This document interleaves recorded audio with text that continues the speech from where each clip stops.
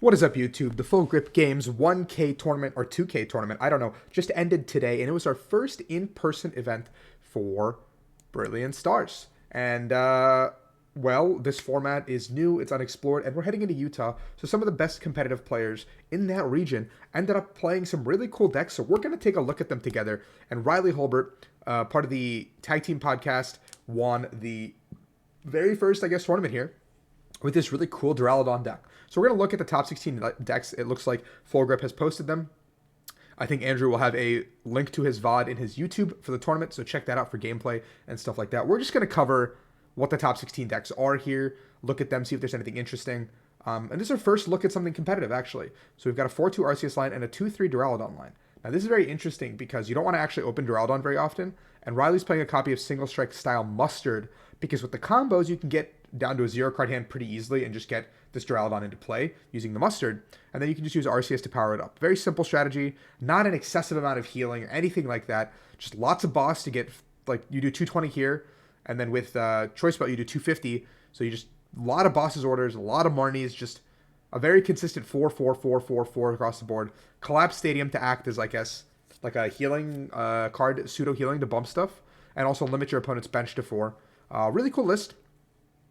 Pretty big fan.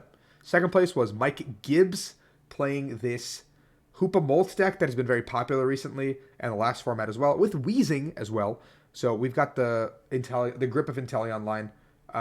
Nothing to write home about there, but let's see if any new cards made their way into this list. It looks like the Wheezing line is still pretty there. Everything is pretty there. We have one copy of Choice Belt that makes its way into the deck to kind of add some damage, make this Moltres go live a little bit earlier than prior. Only one copy of Sableye compared to some lists that I've seen that have 2, and same with Hoopas. I've seen more lists have 2 Hoopas than other things as well, so there's a little bit more of an interesting list that I can't complain about or anything, but it's an interesting one for sure. Third place was Jacob Weber playing a Single Strike Gengar Turbo deck. Now, this is a deck that I'm also very fascinated by because it plays, very heavy VIP pass. Turn 1, you just want to get set up, get a Gengar, get an attachment onto it, and turn 2, you're using Fear and Panic, and by turn 3, you're using GMAX Swallow Up if you want to, and both those attacks do a ton of damage, and you have Hiding Darkness energies to pivot between your Gengars, as well as these switches, these crams, and this Path to the Peak to stop your opponents. Choice Belt kind of makes the numbers really perfect for Gengar. As with Choice Belt and Single Strike Energy, you're adding a lot of damage to this GMAX Swallow Up, and then there's one copy of Urshifu, I presume simply for typing, because you can't really do anything with Laser Focus, and I mean, yeah, it's got to be for typing. It's got to be for typing. That's something I'm missing in my mind right now. What? I guess, I don't know. I don't know what typing perfectly is, but it's probably just a good single prizer to put energies onto that isn't Gengar. But I also, Gengar utilizes all the energy, whereas Urshi does not. So maybe I don't know what the matchup's for. We'll figure it out. Then we have Kurt, 4th place, who also played Hoopa Molt. Now, this list is a little bit different from the other one. We see the Manaphy here, so we have respect for Urshifu here in this list. Very similar across the board with everything. No Choice Belt in this list, though. Utilizing heavier Marnies. But overall, 1 less energy, 1 more Zigzagoon, 1 more Manaphy. Like, nothing, again, crazy to write home about. Another deck that says, hey, I'm going to beat Mew and maybe have a better matchup against stuff against the field. 5th place was Darren Almira, our first Mew VMAX deck. They played 4 copies of Catcher. So we're going to be flipping with 4 crams, 4 catchers, 3 stadiums, 2 switch, 2 fire crystal. A little bit of a weaker setup engine here, but we went for a higher flip count with 2 boss and 4 catcher, just playing for that boss, or catcher, LS's Sparkle style strategy. Get very aggressive, get very in there. 6th place was Isaac Bowers playing this new 2-prize toolbox deck using Trading Quartz, using typings with Galarian Moltres, Zapdos, Suicune to kind of hit 3 different typings with our Inteleon line to support Melanie to put energies on any of these guys. It works pretty fine on anyone. 2 copies of Raihan, also really good for a deck like this that can attack for very cheap. No Entei, no Raikou in this list, which I guess there's no reason for either of those typing right now, which makes sense, so it's fine. Yeah, only 1 copy of Choice Belt, a little bit interesting, but I guess you're 2-shotting everything anyway, and Zapdos takes care of Arceus, and Moltres takes care of Mew. So energies are good here, and then we have a Zamazenta as well, which is good for the discard and the draw. So an interesting deck. I think this has a lot of room for improvement and a lot of a really cool idea, though, for a 2-price deck. Then we have Max Mendez playing Mew VMAX, another Mew. This one is a little more straightforward with a lot of 4-ofs down the line. 2 choice belts, 2 double turbo, 1 psychic. So the psychic is more so acting as just like a training court bouncer and a 5th fusion, and the double turbo is more of Max's strategy to kind of pop the bench. Joe Turrentine in 8th place, playing another Hoopa Moltres deck. This one is playing 1 copy of the Yveltal with Cry of Destruction to deal with Mew, it looks like, because if Mew puts 3 Fusion Strike energy onto the board, and you can use that Cry of Destruction successfully, that is 3 of Mew's typical 7, maybe 6 energy, and they can't really win the game off the back of that, because then you can take 1 more knockout on a Mew somewhere, and then the game pretty much ends. Again, this list also doesn't have choice belts. We've seen 2 of these lists without choice belt, 1 with choice belt, an interesting observation. Kevin Baxter in 9th place, playing the same Duraludon, or similar Duraludon to Riley's list. Very, very similar across the board. It just looks like 1 less Marnie, 1 more Arceus VMAX, with a single strike mustard as well. Looks like a very consistent, very scary deck, especially getting 9th. Definitely not something to write off. I know Azul has been very high on this deck, so we'll see where it is. 10th place with Adam Caracciolo. I think that's how I said it right. If I said it wrong, please correct me. A Mew VMAX deck once again.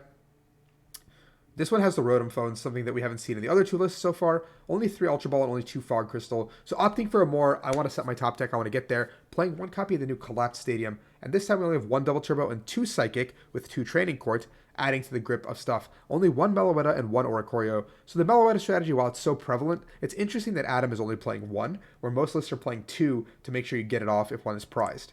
11th place was Dan Irish with another Hoopa Molt. We've seen a lot of Hoopa Molt. If you guys are heading to Utah, you should expect Hoopa Molt. It looks like this is going to be a deck. This is going to be a deck to worry about.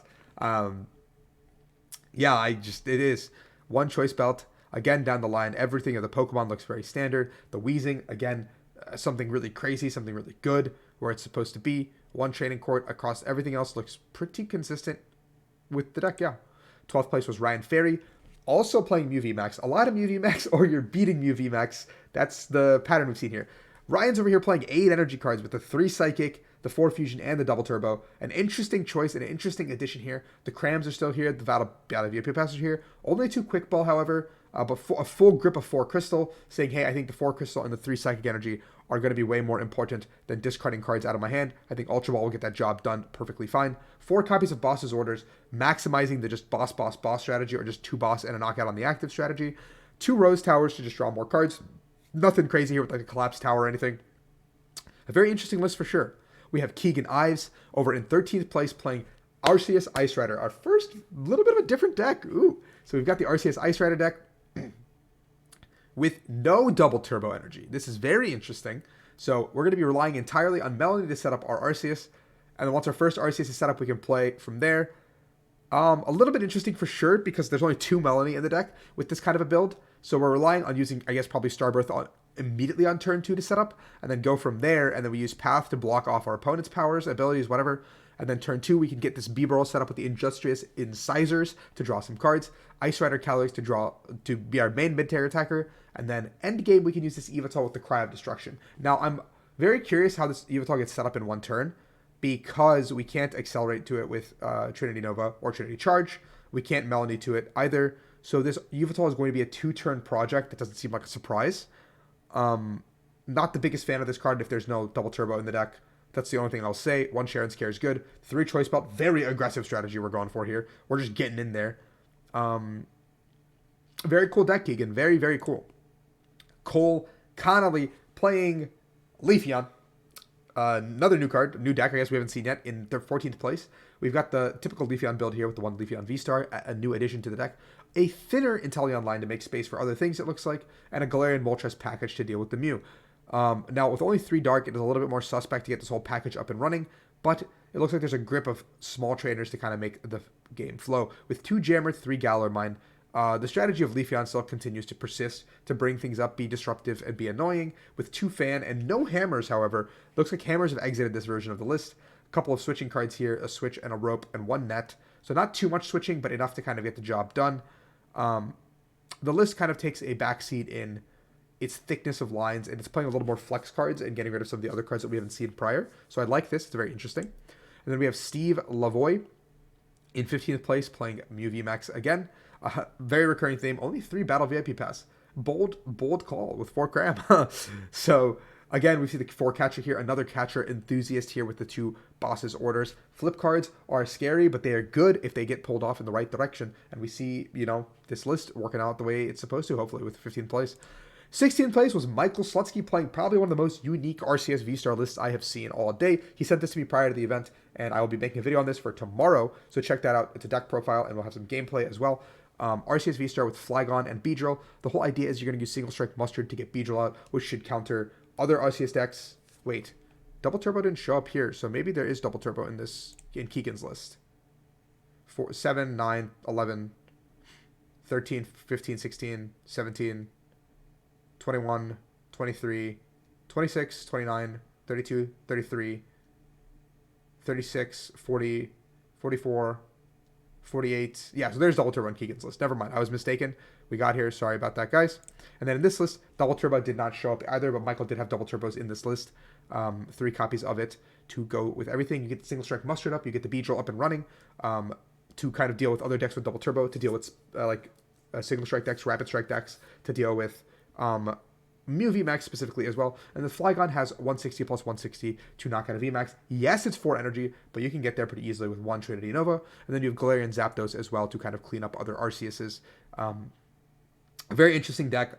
Spiritomb made its way in here because they were scared of Mad Party. But that was our top 16 for the Full Grip Games tournament. I hope you guys enjoyed this. I'm going to leave a link to the initial list in the top of the comments, and you guys can kind of scroll down and find your way there. I appreciate you guys for watching. If you enjoyed the content, like, subscribe, go check out Full Grip Games' tournament as well. And if you guys were in Ohio and had a good time today, good luck in Brisbane and Salt Lake coming up soon. Thank you guys for watching.